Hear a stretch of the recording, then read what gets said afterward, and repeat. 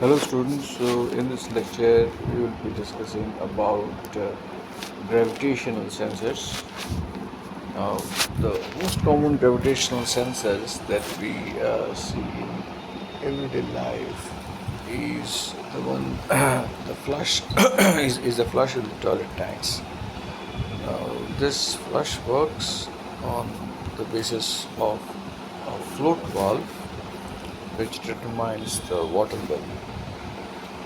And so based upon the water level, this float valve, the inclination angle, as you can see, the inclination angle changes, and this is again connected to a variable resistor. So there is a change in resistance due to the water level, and so the toilet tanks can be designed in such a way that if the water level is below a certain value, then the water refill of the water tank starts to take place. This is one of the gravitational sensors. Now, as one can observe that this system can only work where we are assuming that acceleration due to gravity is constant. However, if we go to a space station or in outer space, these systems will not work. So we need to have another system, another gravitational sensing system. Now, an alternative to this system is the conduction gravitational sensors. Now, there are two types of conventional gravitational sensors. First one is based upon a system where you have a glass tube, and inside the glass tube there is a mercury drop, and there are two electrical contacts, 1 and 2. Now, based upon the inclination of the glass tube, the mercury may be in contact with the electrical contacts or may not be in contact with electrical contacts. If it is not in contact with electrical contact, so it is said to be an open system. However, if it gets in contact, it becomes the closed system. So, in the closed system, there will be a flow of current, so that will determine whether what type of inclination has taken place between these two positions. Now, this again works on a pre-designed inclination angle. However, if you would like to have a higher resolution of inclination angle, we need to switch to another type of sensor that is called an electrolytic gravitational sensor.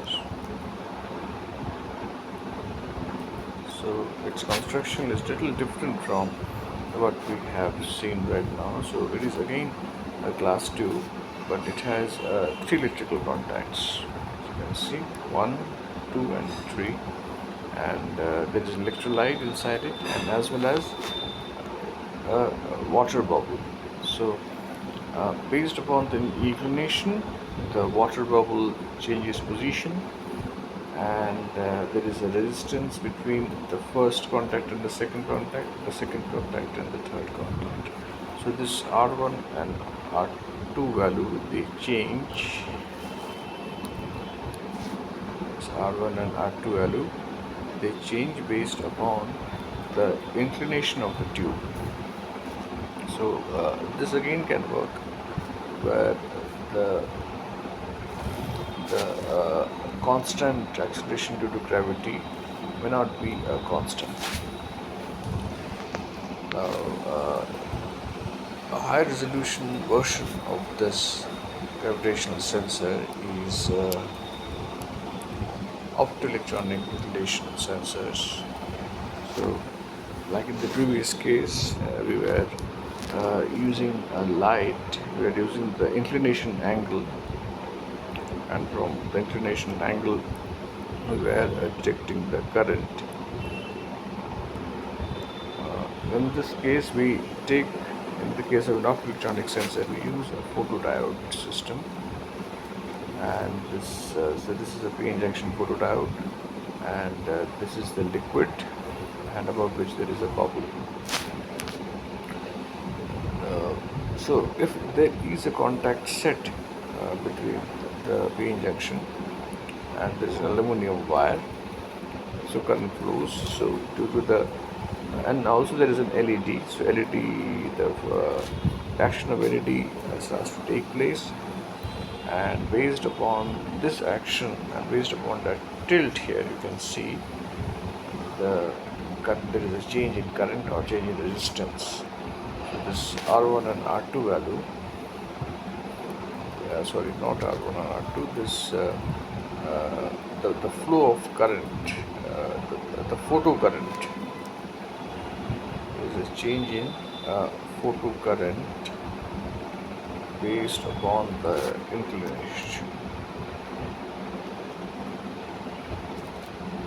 That determines the gravity. These are three types of gravitational sensors.